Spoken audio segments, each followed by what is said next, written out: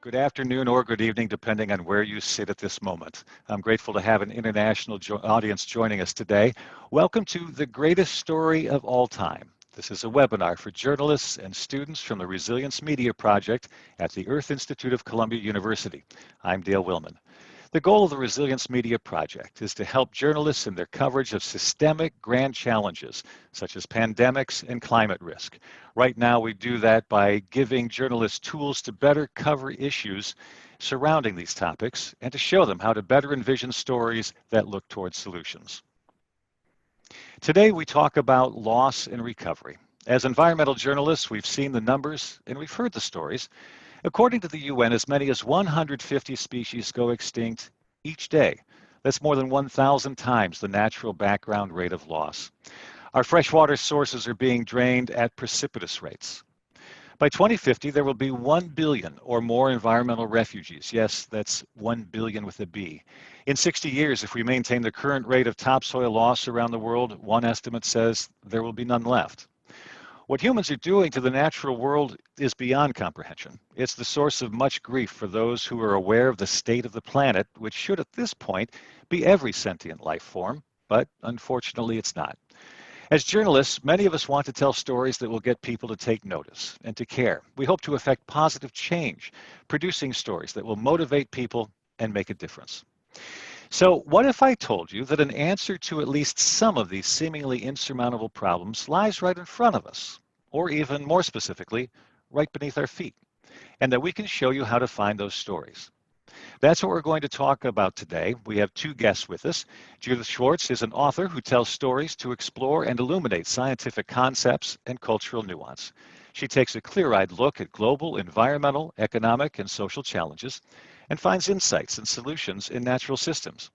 In the introduction to her latest book, she offers one of my favorite quotes ever, noted ecological design pioneer John Todd, who among other things developed a living machine that uses natural processes to clean wastewater, once said this: "That which has been damaged can be healed."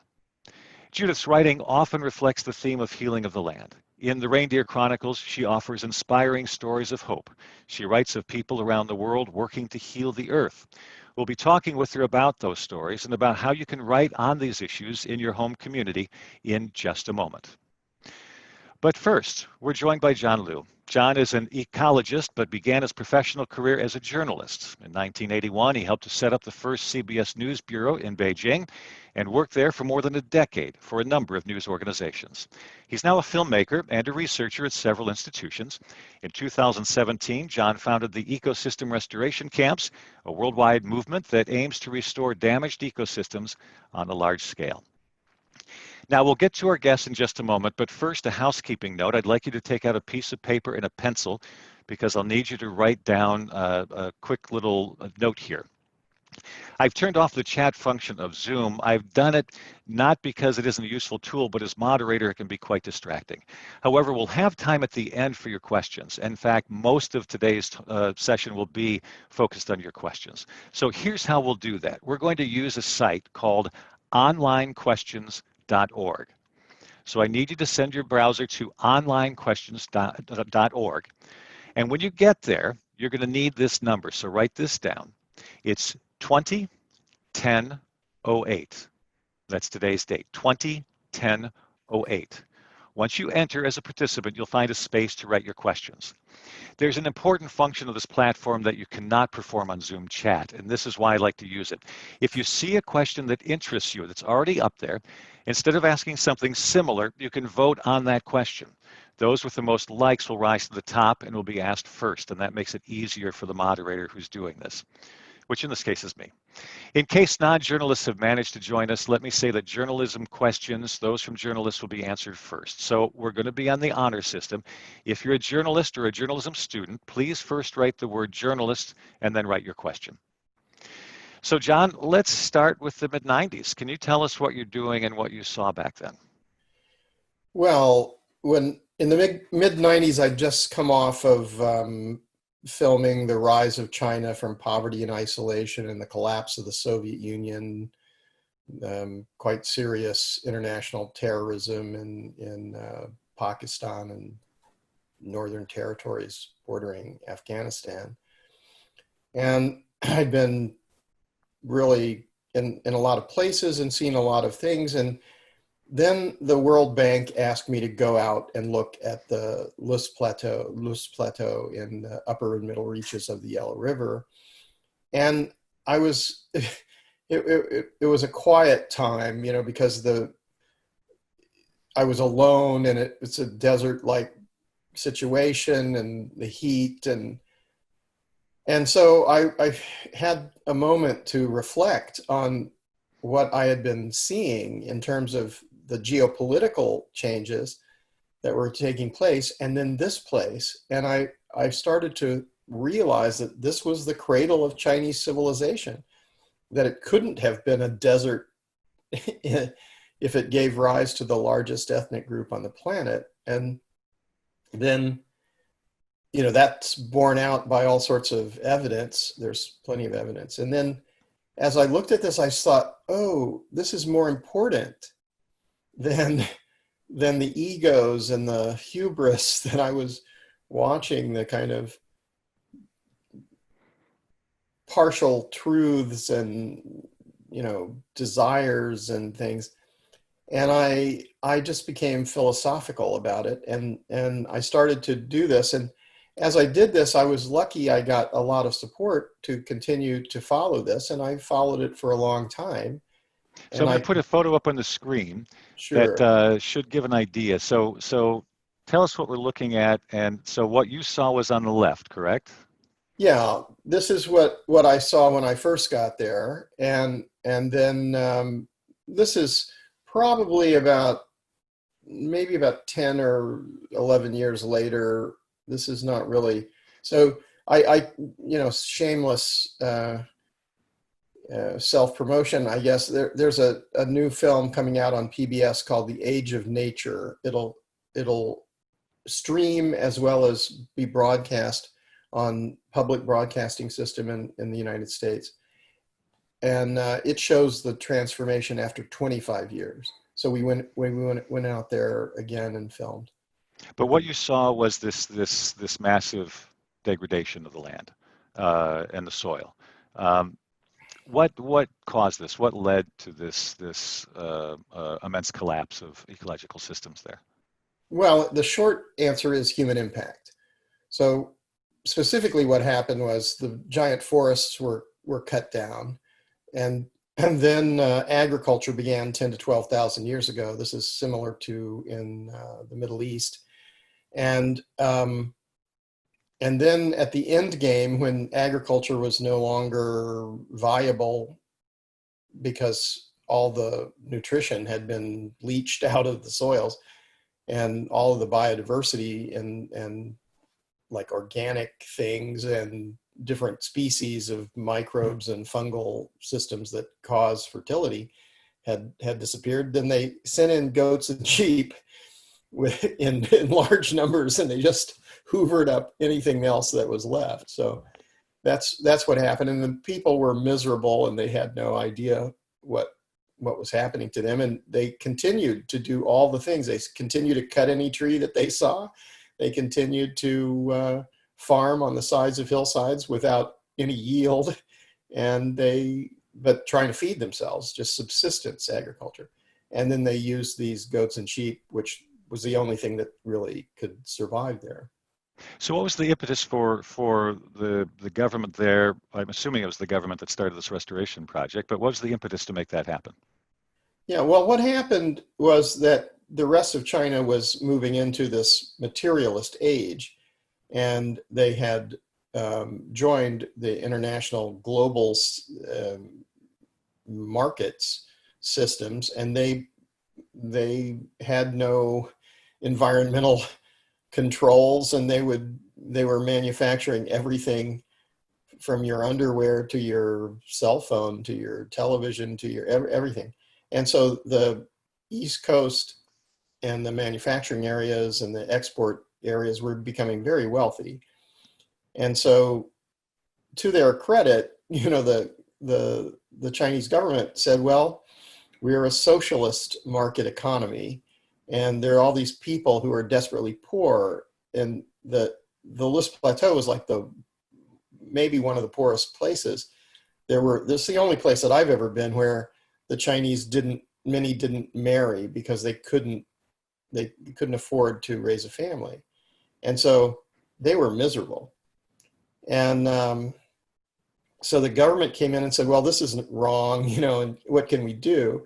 And they asked the Chinese Academy of Sciences, the Soil and Water Institute, a lot of good friends there now. And they started to tell what their research was. And they said, well, we can grow soils, we can restore this.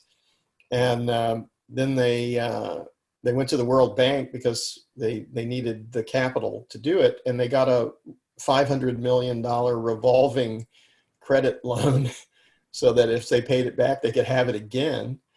And then they started this massive project to do restoration. It took them about 4.5 years to design the project. And then when they started, it went on for 10 years. And after 10 years, it was transformational. And what happened was that result changed the laws in the entire country.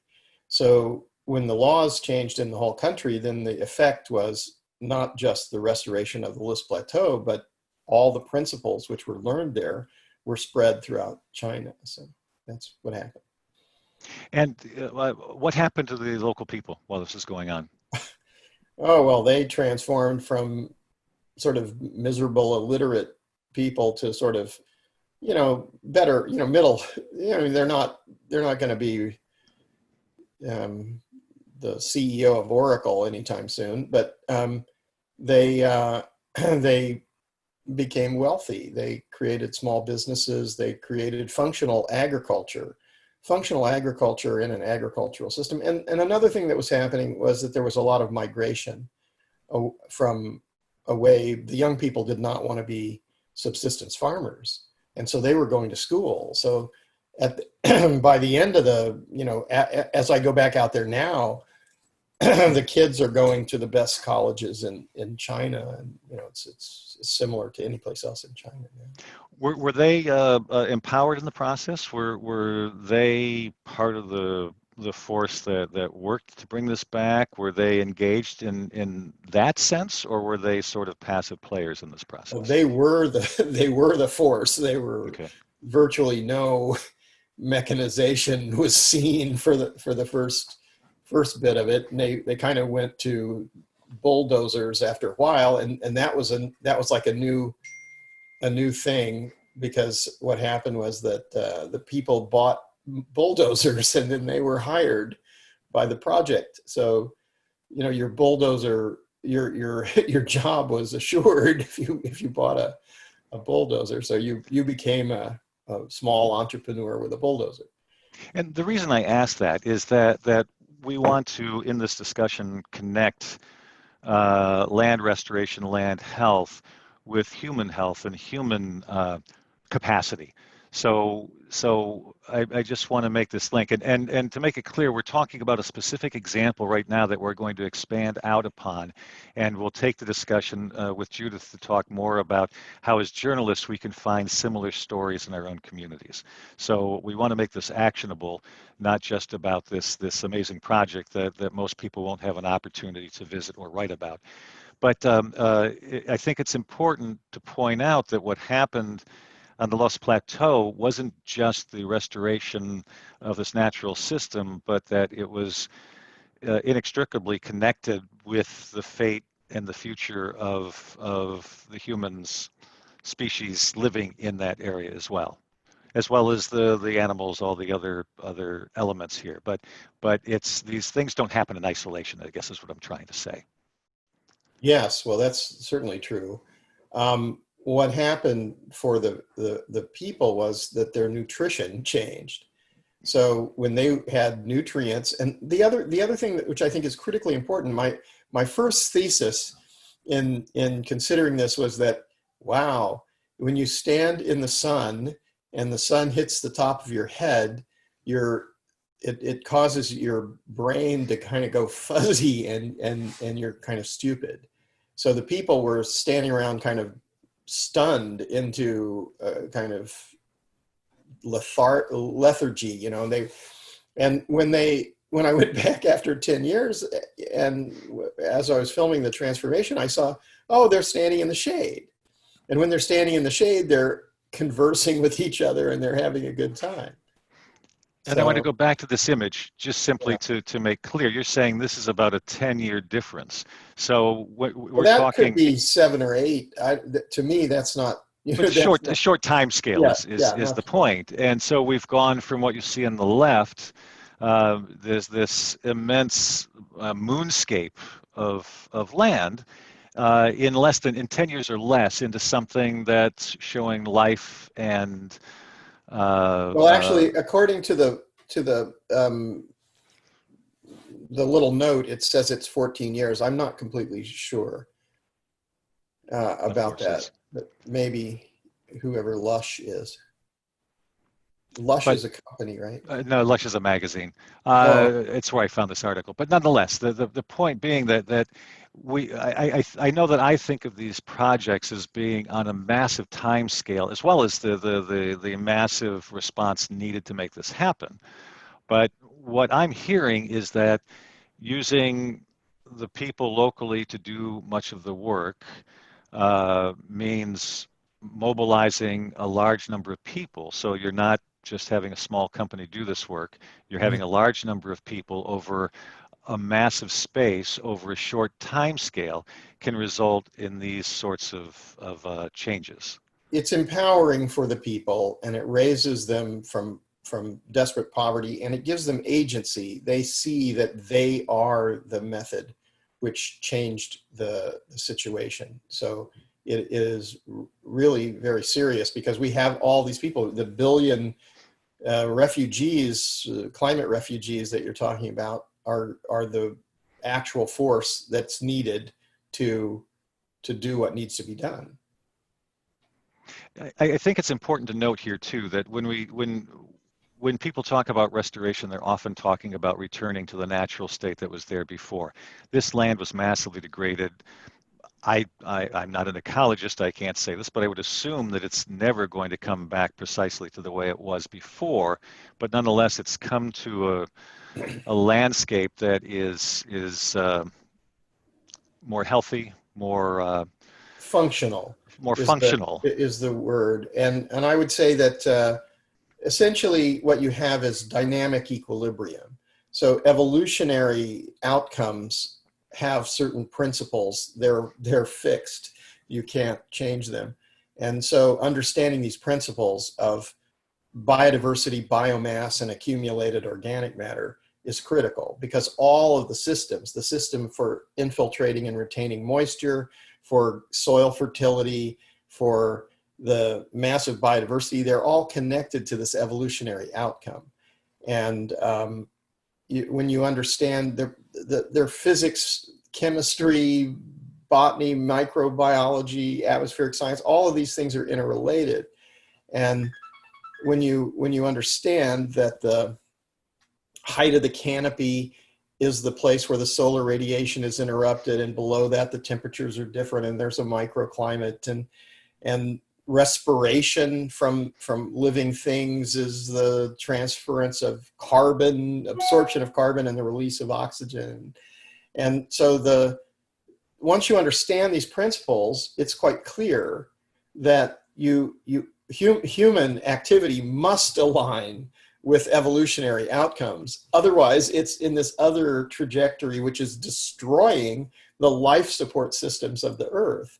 And, you know, I mean, if I was covering the president's meeting to talk about the spheres of influence between communism and capitalism and so on, it has nothing to do with this. And no one will remember those concepts in the future, but every life form on the earth forever will be determined, you know, the quality of the life will be determined by the atmosphere, the climate regulation, the hydrological cycle, the soil fertility, the biodiversity. So when you know, as I'm processing this kind of information, I just like, oh, okay, well, now I understand that.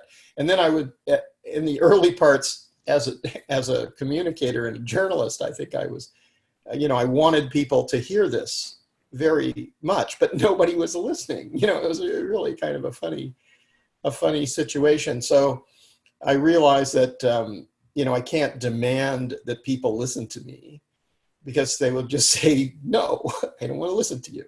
And then, so I just thought, well, all I can do is just keep going, and I'll learn as much as I can. And anybody who'll listen to me, I'll tell them. And that's basically what I've been doing. And it's also about storytelling, the way we tell these stories. And we're going to, well, maybe I'm a bad storyteller. That's also a problem. That's not quite what I meant. But I want to get to Judith in just a second. But let me ask you one last quick question. So we've talked about this restoration. We've talked about it, how it's affected the people. What has happened to the natural world, the flora and fauna? Has there been a return of many of the critters, soil microbes? Is it a monocrop that's come back, or has it become more rich and diverse? What's happened in that respect? Well, all of the things that you just mentioned have happened, but I think the critical issue probably is hydrology. So this was a watershed rehabilitation project. That's the basis of this. So what I started to learn, and I did a lot of academic study too in this, what I found was that there was a hierarchy of functionality. Like, biodiversity is a very high, it's like a different order of functionality than like hydrological regulation. So if you have no vegetation and a raindrop falls from the sky and directly hits exposed soils, it's like a bomb. And when it hits, it sends out like a whole radius of things that happen, and puts little sediments into the top of the soil. The famous cracked earth, that's, you have to understand, if you want to make that cracked earth picture, which is in all the desertification, the UN presents it on, all you have to do is go to an exposed place. When the rainfall hits, it sends out sand. The sands block all of the openings in the top. The water cannot flow, and it cannot infiltrate, so it flows away. Then the sun hits it, and it bakes it, and then it breaks. And that's that picture. So what happens is that you've just changed the first stage, this hierarchy of functionality. And then below that, of course, that's not even organic material. That's just geologic materials. So you've already eliminated the pedosphere, and you're down to the lithosphere. And this is crazy. If human beings don't, why are we so well educated if we don't understand these things? So, that's what it, yeah. So basically it's massively biodiverse. The hydrological function is, rivers are running again, and streams and springs, and there's little mammals. There's a lot of microbiology, fungal systems. There's higher forms. I mean, you can bring back, if you bring back the top predators, then you're really in the situation that's going to totally restore. And it's not, I would say the other thing that they did, which is counterintuitive, is that they increased the agricultural productivity by reducing the area in cultivation. This is like a completely different from what most of the agriculture communities have ever considered.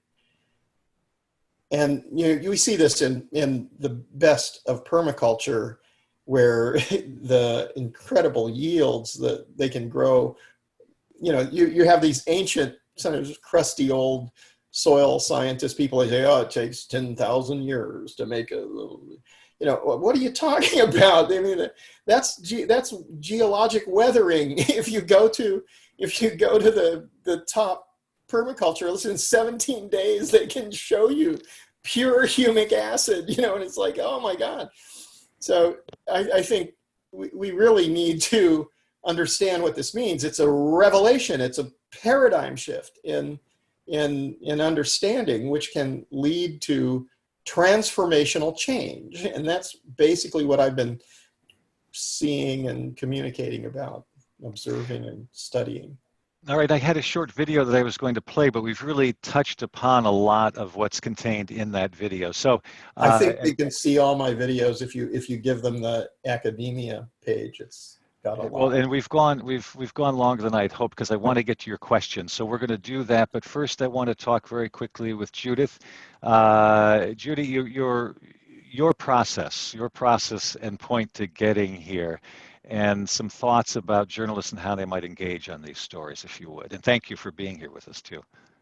Oh, sure. Yeah, how did I get here? Well, one thing is that as a journalist, what motivates me is what is typically missing from the conversation.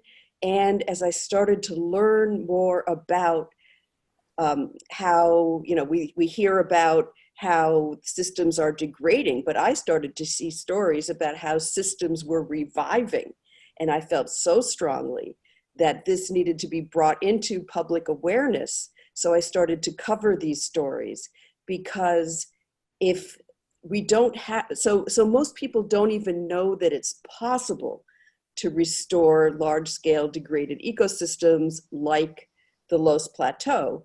How can we have this as part of our vision for the future? How can we work towards healing what needs to be healed if we don't even know that it's possible? So my particular journey began, going back during the last recession. Here I was, here in Bennington, Vermont, an underemployed freelance journalist with an awful lot of time on my hands. And I started asking some questions like, what is wealth? Is the GDP the best measure of prosperity?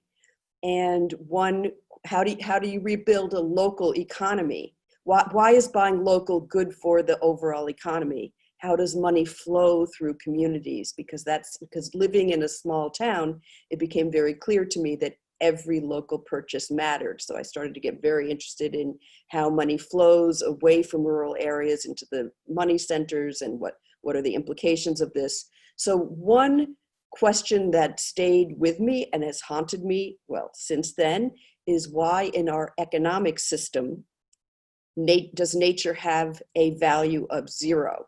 And this, I feel, is a very serious design flaw in our economy. And I did write a number of think pieces about economics, but I started to really wonder, in the question of what is wealth, put it this way, led me to write a book about soil as a hub, as a crucible for our many environmental, economic, and social challenges, and for solutions. So that got me into exploring these scientific processes and understanding how, with so many of our challenges, addressing the state of the soil would lead to a more positive outcome. For example, biodiversity loss. Biodiversity starts in the soil. Health.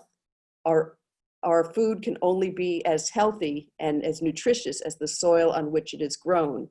And water challenges. So after the book on soil, I wrote about water. And again, what is missing from the conversation? I felt very strongly that, around 2014, 2015, there was a lot of kind of awareness of challenges and threats to water availability. There was the California drought that made a lot of headlines and really led people to, be concerned about our food system, because a huge chunk of our produce is grown in California. But what was missing from that conversation was land. Everything, when people were talking about water challenges, it was what did or didn't come down from the sky. So I understood that you really can't, and as John pointed out, you really can't talk about water unless you're also talking about land's capacity to hold water, store water, slow down the flow of water so that you don't get floods and erosion and this negative spiral. So I found water innovators around the world, and I wrote a book about water. So then, inspired in part by John's work, and I have my first the new book, The Reindeer Chronicles, opens with the story of John and the Los Plateau and what that experience meant to him, what that can teach us as people who are trying to understand how to shift from this direction that we're going into and what kind of questions we can ask, and of course, what is possible. In this book, I look at the larger systems. It's a global tour of Earth repair, and looking at different geographical landscapes and social landscapes. And so really bringing the people part into this question. What are the challenges for groups of people, for countries, for towns, for islands to grapple with the desire and need to work with their environment and to bring positive change? So in terms of what I think is worth understanding as journalists is, well, first of all, the power that we have as storytellers, because as I said, if people don't know what is possible, how can we begin to envision it? And I take that very seriously right now. I think about the level of despair that people are feeling about the environment, the level of a sense of helplessness, and particularly among young people. And that, anyway, I feel a responsibility. I feel that journalists can really offer a service in telling stories of how people are able to heal their landscapes and their communities. So stories about ecological restoration apply to multiple news categories. They are economic and business stories. Let's say how a farm or winery committed to regenerative principles brings investment and energy into the community. They are science stories. You could do a story why happy cattle means happy birds. And that's a story that I tell in my book about water. They are local community stories, how farmers, gardeners, and activists band together to support native pollinators. They are fodder for investigative inquiries. Let's say, you might ask in your community, is the way that solar power is being implemented beneficial to local ecology when we have models for how it can be employed in rehabilitative ways? They're health stories. Improved soil means less flooding and erosion and healthier food and people. And certainly they are climate stories. And this is perhaps the main point that I want to make. Our climate coverage has been stuck. And as a result, I feel that journalism has done the public a disservice. Basically, okay, this is my main point. Basically, we have been neglecting the role of functioning ecosystems in climate regulation. We have allowed the narrow focus on CO2 to dominate our coverage. By broadening our coverage, this means a huge opportunity, and asking smart journalistic questions, we can call attention to the ways to build climate resilience, beginning right where we are, wherever we are writing and covering stories around the world. So much in journalism comes down to the quality of our questions. Whatever our beat, we need to go beyond conventional wisdom, because I've come to believe that conventional wisdom is often a shortcut that ultimately short circuits intellectual curiosity. So let's look at climate. Let's say that rather than pulling quotes from an IPCC report, we pause and ask, how does the Earth manage heat? Once we do that, we see that heat energy is primarily moved, and John was alluding to this, by water-based processes. This is how the Earth manages heat. And water dynamics are driven by vegetation, the state of which is determined by how we manage the land. And so by asking a simple question, the climate story chain opens up. It's all about maintaining curiosity as a journalist, because I believe that's the beating heart of journalism. So, there are challenges about placing these stories. I noted that John said, I just kept saying this and nobody was listening. I mean, I'm amused because when I met John in 2014 at the Savory Institute conference in London, I immediately went up to him and I said, has anyone written a profile of you? Because I thought, oh my gosh, the stories that he has, the insights about earth repair, all of this, you know, there's a story here. And then he shrugged and said, yeah, I think I was quoted once in the New York Times. Anyway, I pitched a bunch of times, but nothing came of it. I think it would be different now, to be honest. But the thing is that editors didn't seem to think that it fit into any category, and there wasn't any place for it. So one challenge is the nature of news, which tends to be reactive and problem-based. You know, right now we're kind of in this adrenaline-driven news economy, and that's a challenge. But I think that now, I think people's attention, I think there's more receptivity to it.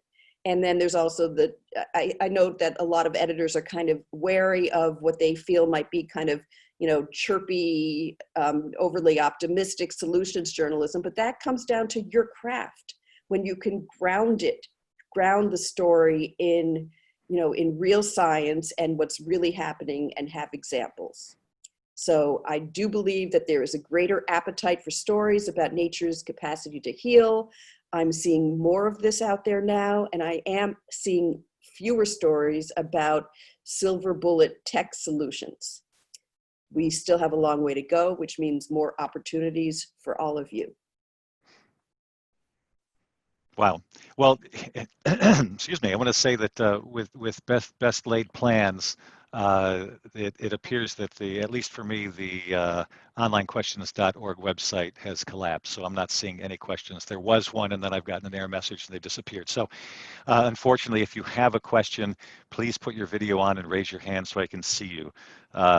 And that way we can bring your questions in. But I want to raise something that I think is really important for journalists to understand when they're pitching stories, especially these types of stories. It's something that my partner here at the Earth Institute has said for years, and that I agree wholeheartedly with, is that the path to the editor's desk does not go through the science desk.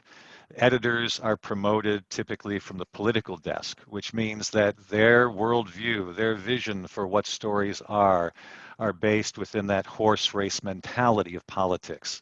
So the better you can find a way to pitch a story, it doesn't have to actually be about conflict and battle, but in terms for the editor that understand and respect their worldview, the more likely you are to get those stories in. So I don't know how that fits with what you're saying, and how we can frame those stories in a way that gets editors to grasp this better. But you've touched on some, which is, you know, environmental stories are business stories, they're human stories, they're health stories, and these are things that are getting more traction. Stories too. Right, and right now this is an incredibly, well, John, the story about Lost Plateau and the people who were incredibly impoverished and now have you know, the basics of life. They've got clothing, shelter, and food, which so many people around the world still don't have access to. So that's a success story, not just for the land, but it's a health story and a social story, social justice story as well, right? And we've seen a number of these efforts sorry, I'm getting into a lot of different things. A number of these efforts around the world. Egypt, there's some of these big mega scale projects going on. But what they're showing is that these things can be done. So the question is, how do you scale it on a more local sense? So let's try and bring that to that element, because we've got a lot of people who write locally. So how do you take those kinds of stories and make them local? And you've touched on some, Judith, but you can go to your local planning board, if you have a planning board, or whatever organization that manages how things are planned in your community, and talk to them about this, and talk about that degraded piece of land on the edge of town and what their plan is for that and how it might be brought back. You can generate stories around these issues within the framework that we've talked about: health, economics, social justice. Does that make sense, John? Is that something that reflects in the work that you've been doing? Yeah, I think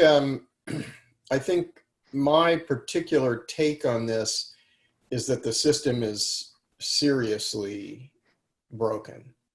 Which the journalism system? Well, not just the journalistic system. I mean, the human civilization and society. I think we're in a crisis moment where the civilization. I mean, many civilizations have come and gone, and so if we study historical precedent, then we can say this could be the end. You know, I covered the collapse of the Soviet Union, so nobody saw this coming, and it seemed like a giant, you know, juggernaut thing that couldn't be stopped, and it collapsed quickly. And I think we're looking at very serious problems. Not so. One, yes, we need to understand, and the future will be determined by our ecological understanding. I would say that the highest philosophical understanding might be that the landscape reflects our consciousness.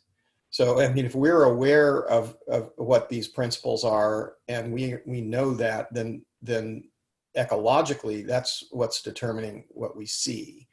How beautiful it is, how filled with trash it is, how polluted it is, how toxic it is, or how biodiverse and functional we should be able to drink from the rivers. But so the other part of this is that the money system, the financial systems, they're completely false. There's no, you know, if Mnuchin can go in the back room and find $1 trillion somehow magically, it's, you know, there's nothing there. And so we need to really to realize what transformational change means. It doesn't mean small incremental change. It means change, massive change. And you know, we're so far down the wrong line now that it's rather difficult to just make a few tweaks and it all will be okay. We have to look at what's really collapsing, and we have to say, well, what is a functional way forward in this way? I mean, you know, if we don't, we can't deal with a billion climate refugees. We have to have 1 billion restorationists. We have to have 7 billion restorationists, because that's the future. Yeah, I will say in this, that, you know, the way that I think about it is that this makes it all the more important to put positive models out there, because whatever happens, you know, systemically, you know, in terms of the economy and politics, is we still have the land and we still have our ecological systems.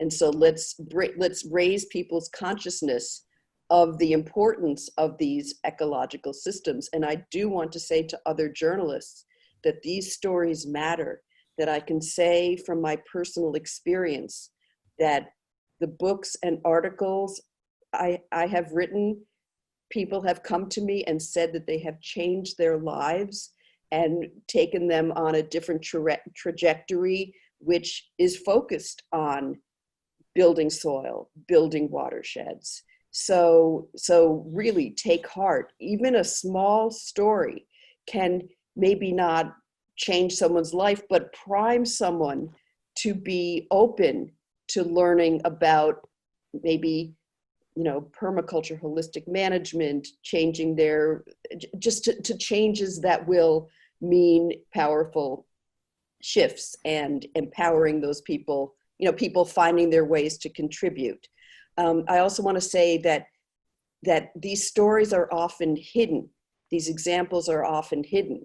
I mean, there are times that looking at, like at a national organization, a publication from a national organization like the Nature Conservancy or Audubon, I might learn about something happening right in my area that I didn't know from my local paper.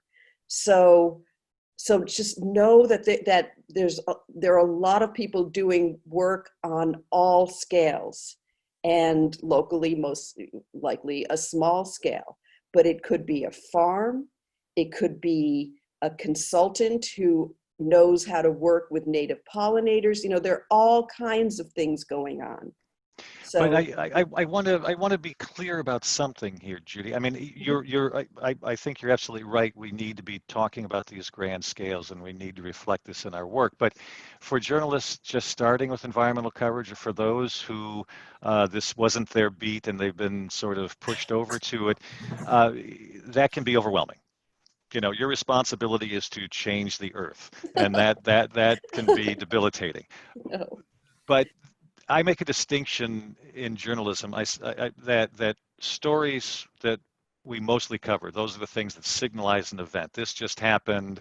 This is how people respond. This is what I call news. This is not journalism to me. This is news. It's what you hear at the top of the hourly newscast. Journalism is that which we layer on the additional context to make sense. So I would argue that you don't think about this as this story is going to save the world. This story is going to talk about what's happening in my community, this particular thing, and upon which I'm going to add the additional context to help them make greater sense of this broader world that's out there. So when we're talking about here in the US, we have Superfund legislation, which is for heavily degraded, heavily damaged lands that the government has taken over, and there was a pot of money used to try and restore these and bring them back, whether brownfields or even more degraded Superfund sites. And that's an overwhelming story to tell when you look at it from the perspective of, oh, this huge, massive, overwhelming weight of degradation that I report about. You talk about this particular land, what's being done to it, what has been done in other places. We talked about John Todd at the beginning and his work with plants, and some plants that suck up heavy metals and other things that can help restore heavily degraded lands. There are techniques out there. So if you start looking at those things, it becomes a much more manageable story. So I want to, and I know you weren't saying not to do Right, this, but I right, want to just right. make it clear that Yeah. this is about having these small nuggets that add up into this greater whole, and I think that's significant. So I want to say again, if you have a question, if you have your camera on, wave at me right now and we can come to you for your question. Otherwise, we'll keep going here for a few more minutes. Anybody have any questions? And I'm sorry for the collapse of that program. I see Caroline. Let me see if I can come over and unmute you. And go ahead, Caroline.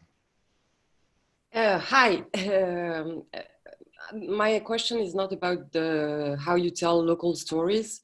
It's about the stories that are told at a broader level. And a lot of those stories are actually laid out in quite complex way, and the simple fundamental knowledge that is necessary to change people's view and to change people's mind is missing. For example, like tillage, you know, like explain very simply and with like the simplified, let's say, scientific details. We don't need to think that people cannot understand. But we need to, in my opinion, there should be a series of articles about like very simple mechanisms, like the hierarchy in ecological functions that John was talking about, that also like why tillage is so, is destroying the soil very simply, so that people can like grasp what is actually out there. Also, like like I live in France now, and like when I tell people you shouldn't till, they're like, oh, but the soil is not going to breathe. But that's not the lung of the soil. The lung of the soil is the plant and microbiology symbiosis, and also this like an explanation of this simple and plain and without a shadow of doubt of, is this really the way it works? Like just simple, plain information that is real knowledge that now since the 2000s, it's, we know this is like that. It's not like some elucubrations of hippies or pioneers. You know, it is like that. Where is this?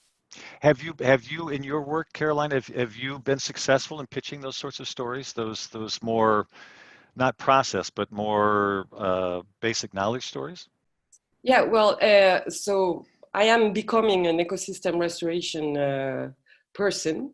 Okay. So this is very new. I've shifted all my life towards that last year, but so I don't have a broad audience yet. but every time I explain how it works to my friends and I did a conference on permaculture, for example, at some point. Every time I explain, people just like, wow, what? This is the way it works, you know? And I can't believe that this is not in broader media, because this is what we need, because this is information, not just not haggling over the quantity of carbon that could be synced or not synced within this or that system. That's beyond the point. We're heading, for example, a lot of people are saying, oh, we just need to withdraw. And this was actually a little bit my thinking when I started a year ago. We need to withdraw from places so that they can recover. No, a lot of places have been pushed beyond the brink and they cannot recover if we just leave them. We have to do something. And for people to understand that, they need a real explanation of how the world around them that they belong to actually works. And it's not rocket science to explain and to understand. Caroline, thank you for that. Judith, you've done some of this writing. Do you find difficulty to have in having these stories picked up? Yeah, well, yes, yes, I have. But I do feel that these stories are out there. It depends on the venue. But I think this is a matter of challenging the conventional wisdom. So if you're covering agriculture, one could pose the question, how helpful is tillage? If you're covering a particular region, so I think it's a matter of challenge. So often what happens is that it's just accepted that because it's been done this way, that this is the only way it could be done, but it's bringing those questions to the fore in your coverage. I don't know if that quite answers it, but I know that there are these articles out there, but perhaps not in the paper that you may open up. And I think we would be remiss if we didn't mention the documentary just out on Netflix, Kiss the Ground, I think it's called, which Yes. I have a slight personal connection to that because I actually did my master's program with, among other people, Diane Harrelson, who's Woody Harrelson's mother, who's an amazingly wonderful person. And so I've been texting her and emailing her about Woody's role in this because Woody is the narrator. And I don't want to spoil it, but I found it, even though much of the information is something that environmental journalists probably already aware of, I thought it was packaged in a compelling way and a way that I think will get the attention of a lot of people. So I'm really interested to see the response to that. And the film The Biggest Little Farm last year Right. opened up people to a lot of things. So I do feel that the stories are out there. And then there are publications like Civil Eats, Food Tank, different NPR shows. But is this an argument you can make to editors when you pitch this? Yes, there is, because one of the things is, again, from that political viewpoint, they don't have the vision to see the value of these stories. So maybe the pitch includes a comment of, by the way, Biggest Little Farm got 3 million views in the last year. There's clearly interest in this. These agricultural stories, and let's make it local. So one of the ways of getting editors interested, I think, excuse me, is to show them that other people are reporting on this and that there's indeed interest out there in these kinds of stories. And I think we should also mention too that it's not just about doing the stories, it's how well we write those stories. So it's important that we have a human element to it, that we find a way to grab people viscerally. I worked with a trainer long ago who used to say that God gave us eyelids but didn't give us earlids, and that's why radio was so important, because it could get into your head even if you have your eyes closed. And I take his point, but I would argue that what he's really saying is that strong storytelling is what gets people engaged. So I've always argued when I've trained journalists is that your story needs to have an emotional hook that grabs people in the gut, because that then gets them engaged and allows them to open their head up to take in information that you add. So if you have an emotional hook that gets them engaged, you can then add those contextual layers that Caroline's talking about and that we've talked about through this program that allows people to have a greater understanding of this issue. And you mentioned the focus on the details, because that brings the story to life, the observations of and explanations of little bits of those large dynamics that John talks about. But what does that ground look like when it's healthy, or compared to the ground that is bare and not working? Sorry, go ahead, Jim. Yep. I think time is also something that we need to consider, that we're often believing that our point of view, what's in front of our face and our lifetime, that this is it. And I think we need to really see that there is a very large arc of time. There's cosmic time and geologic time and evolutionary time and human history, and now there's us. And there is a future, and the future is not, we won't be here. And if we're aware of this, rather than being focused on our moment, then we have a different understanding, we have a different consciousness.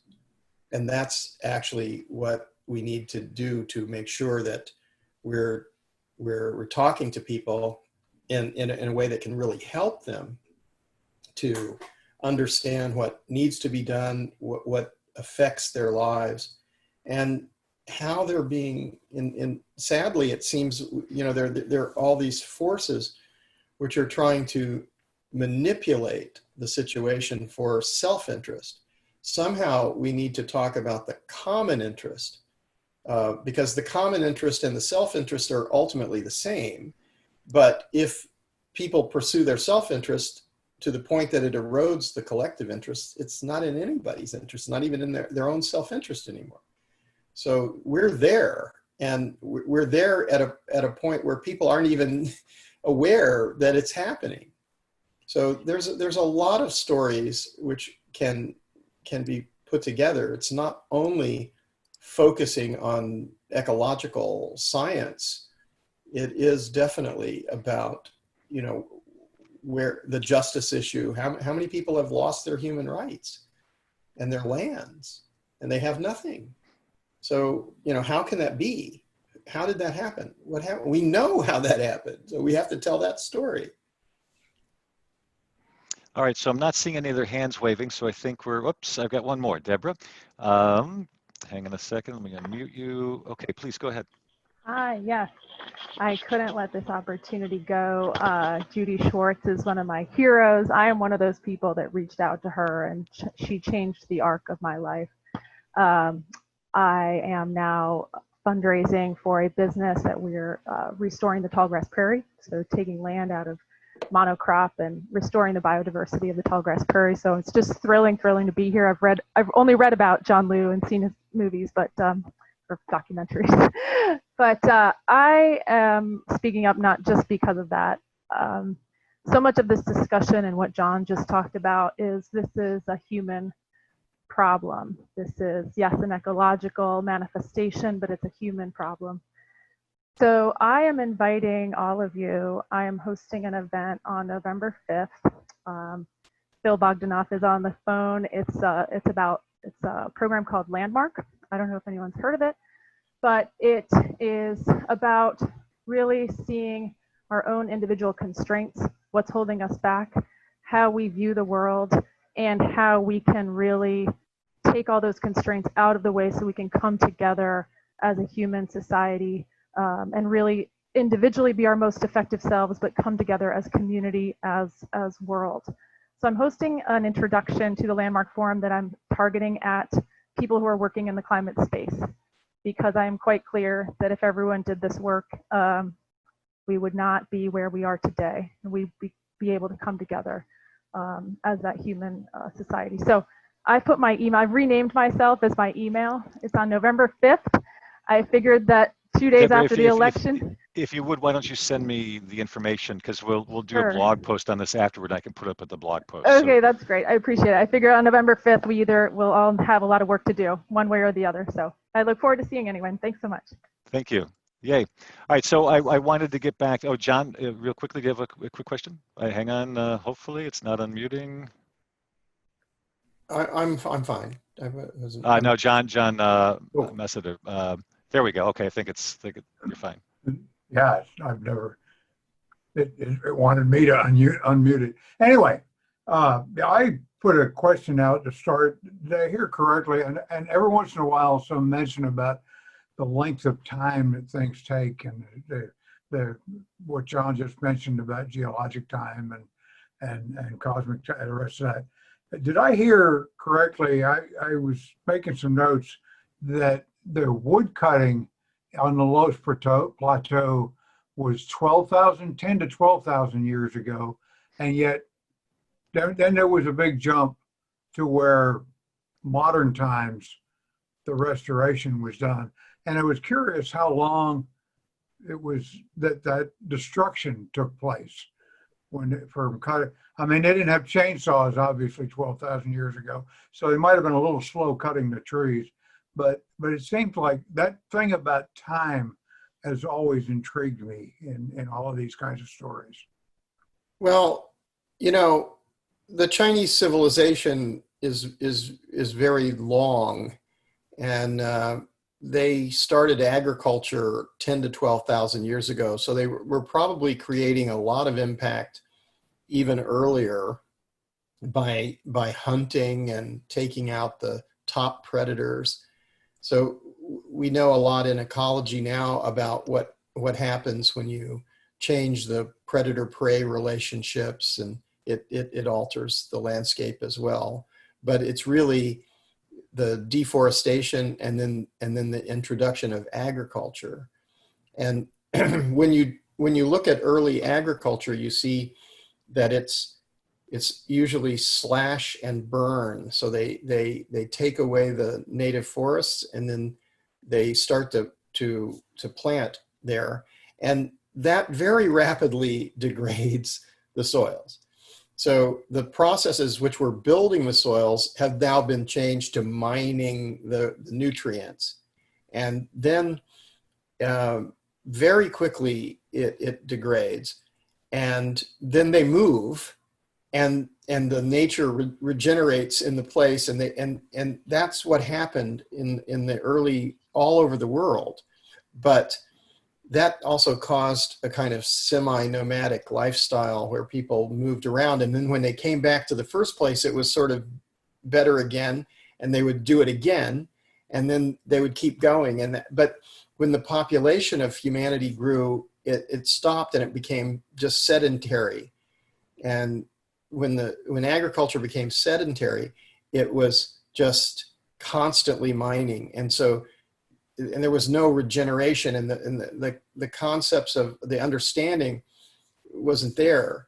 So then it led to the more recently, in say the 19th century, it led to the creation of artificial fertilizers.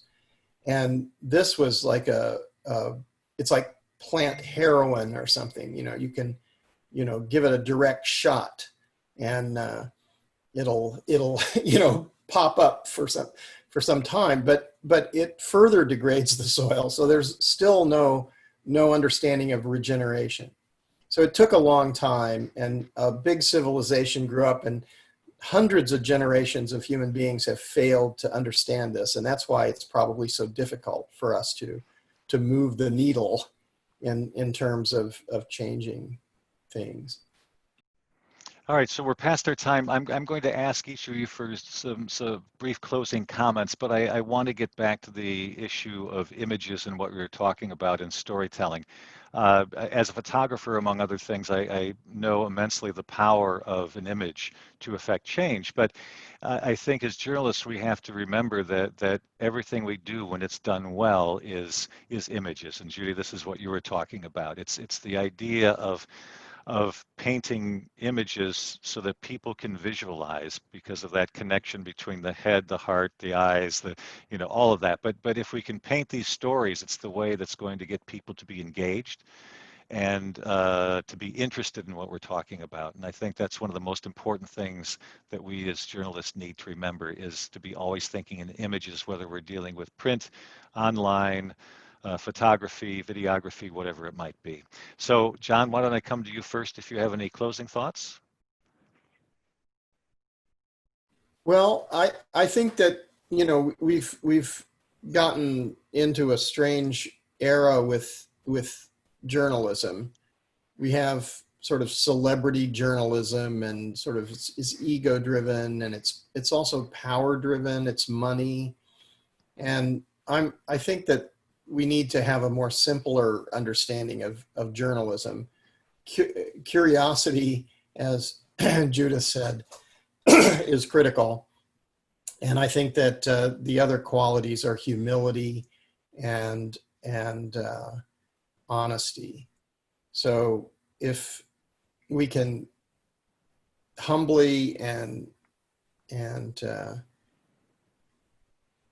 honestly tell the stories, then this is better. So and now we have a lot of ways to distribute information. We're actually building like a mycelial network around the world through the internet, so we can talk. So theoretically speaking, every human being on the planet could have access to the sum of human knowledge simultaneously and instantaneously. That's kind of what is the potential of the technologies that we have. But unfortunately, we're pushing out mostly drivel, and there's all kinds of pollution in that system. So it's hard to differentiate.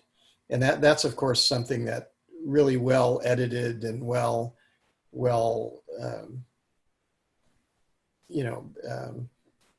I don't know what the word is right now, but 67 years old, I guess that's a senior moment for me. But I think that what we need to do is make sure that we're having a civilizational conversation, and that we need to have a profound and conversation about what's happening. And we need to really recognize what is knowledge and what is wisdom, and not just be inundated with information. So that's the fire hose of information, as they describe it. John, thank you. Judy? I guess as a journalist, follow your curiosity. Know that these stories are out there, and that adding up stories of restoration and regenerative agriculture, which is getting much more attention now, that the details, the individual people, the insights that each individual farmer or restorer, or that they all add up. They're all points that add up to a broader picture and broader understanding. And as a reporter, I invite you into this realm. I'll just quote one thing that John said, that when he started, when he was doing research, after observing the Los Plateau project, he went into a course of his own design of study of ecological restoration, and he saw that all the science was about when things went wrong, as opposed to when things went right, and how it's actually more enjoyable to study function rather than dysfunction. Well, I will say as a writer that it is a lot more fun to write about solutions then, and things going well and things surprising you in a good way than writing about problems. So of course we need both, but just I invite you into this exploration. Judy, thank you. And I think it's important to stress that point of body of work. It's not just about any one story, but it's about the direction and the focus that you hold through the body of work that you produce that's significant, that leads to significant coverage. So thank you. John and Judy, both, thank you for joining us, and for all of you for being a part of this. If I could ask you to hang on for a quick second, a quick process note for journalists. A video of this webinar will be posted in the next few days at the Earth Institute blog called State of the Planet. The address is blogs.ei.columbia.edu.